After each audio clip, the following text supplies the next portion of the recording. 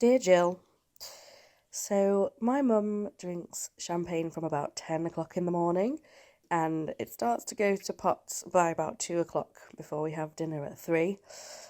Would you recommend any sort of intervention, or maybe it's more funny if we just kind of leave her to it and see what happens?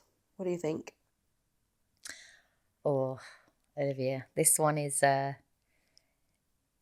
is hard because I don't know if this is just a Christmas Day thing for your mum or this is something regular that she does. Um, but let's just keep it to Christmas Day since it's seen as I don't know a lot of the other details. Um, I think it's probably best to leave her to it and just make sure she's safe and she's not going to be really drunk and near ovens and fires and all those sorts of things. As so maybe the drunker she gets, the more you say, I'll do that, or I don't mind, I'll take over, or I'll get the turkey, or don't you worry about that, mum, you sit down. And maybe then possibly in the new year you could have a bit of a chat with her and less sort of admonition and more like, is there something that happens on Christmas Day? Is there something that you worry about or feel uncomfortable about? Just because I've seen that this is a bit of a pattern of yours and it actually makes me dread Christmas a little bit, ma'am. I'm actually starting to worry about it. So just try and have a gentle chat with her, because I think if people do have a problem with drink, especially, they will probably not react very well to feeling like they're being judged. I think the conversation would go better if you came at it from a like, are you okay? Just because it doesn't seem like you are, and these are the reasons why. But also importantly, this is how like it makes the rest of us feel. Um, but it's hard, that, isn't it? It is really hard because again, like often when people behave like that, the first thing they will say, if you were to mention it, why, it's Christmas Day. What's wrong with you? I'm just having a nice time. But I think if you did manage to have a chat with her in the new year, what you sort of need to say is, but you might be the only one having a nice time because all of us are.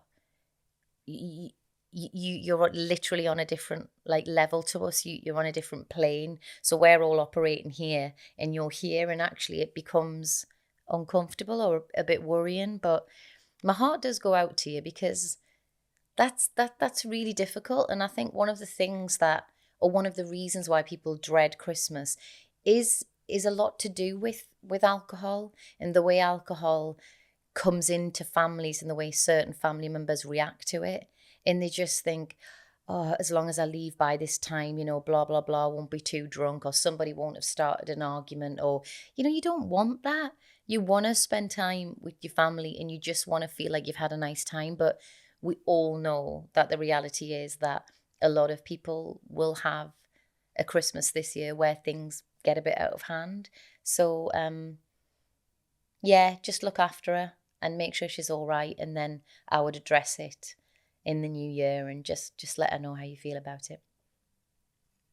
You don't drink, do you, I Jill? don't drink, no, not anymore. And you don't feel like you're ever missing out, especially when it comes to Christmas?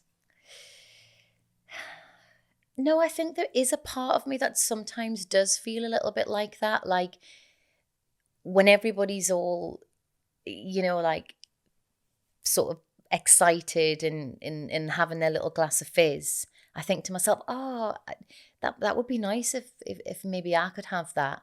But we talk about this in recovery, and you're told to like play the tape, and it means like think about having that glass of fizz and then think about what happens after that. So it would be lovely if I could just have one, but sort of historically what that's told me is I have one tastes nice, I have two feels great, I have three and I'm ooh, I'm rocking, and then 4, 5, 6, 7, and then I've fallen asleep, and then I wake up, on Boxing Day, and I've sort of missed the day. I feel a bit rubbish about myself. I've got a hangover. So for me, I just don't react that well to alcohol. I think I do, and then I forget the rest of it, you know. So it's not fun for everybody else around me as well. So, but yeah, I think there's still, if I'm honest with you, there's still a part of me that's like, I wish I could just pick up like a glass of prosecco and be okay with it. And